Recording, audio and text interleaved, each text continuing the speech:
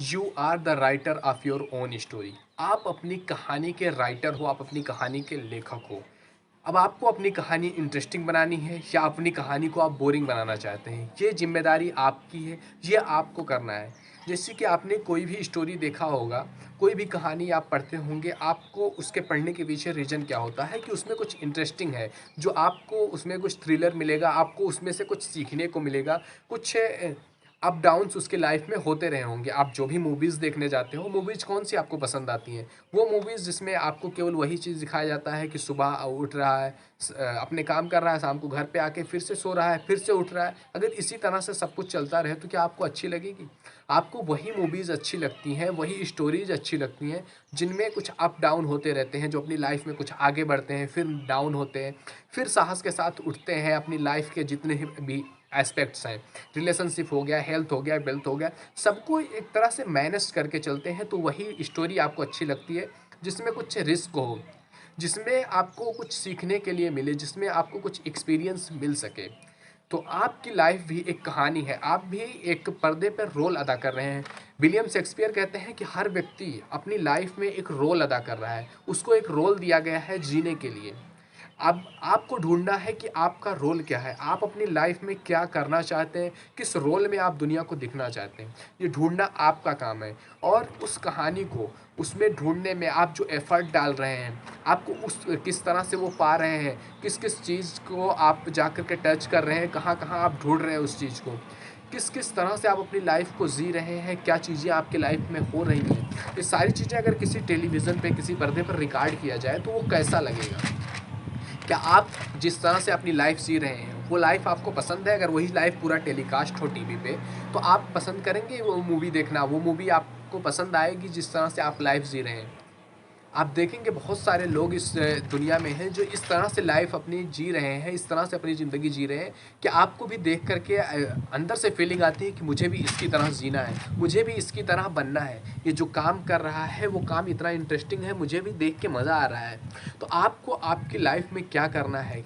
आपको अपनी लाइफ को इंटरेस्टिंग बनाना है, अपनी स्टोरी को आप किस तरह से बनाना है, ये आपकी ही पूरी ज़िम्मेदारी है। कि बिल गेट्स कहते हैं कि आप अगर गरीब घर में पैदा हुए हो तो इसमें आपकी कोई गलती नहीं है, लेकिन अगर आप गरीब ही मर जाते हो तो इसमें पूरी की पूरी आपकी गलती है।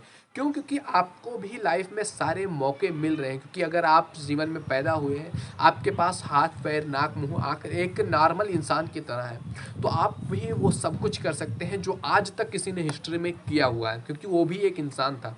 आप हिस्ट्री उठा करके देखेंगे, जितने भी सक्सेसफुल लोग हैं उनकी शुरुआत छोटे से ही हुई है, वो भी गरीबी में पले बड़े हैं। जितने भी लोगों की आप लाइफ उठा करके देख लेंगे, आप एप्पल के फाउंडर स्टीव जॉब्स की लाइफ उठा करके देख लीजिए, उनके जो पेरेंट्स थे उनके पास इतना पैसा नहीं था कि वो उनको पढ़ा सकें। वो अपने पढ़ाई की जो फीस थी वो खुद अफोर्ड करते थे। उसके लिए उनको वो कहते हैं कि मुझे खाने के लिए पैसे नहीं थे कि मैं अच्छी तरह से भोजन कर सकूं। मैं अपने दोस्तों के रूम में सोया करता था, स्टीव जॉब्स कहते हैं अपने दोस्तों के रूम में ज़मीन पर सोते थे।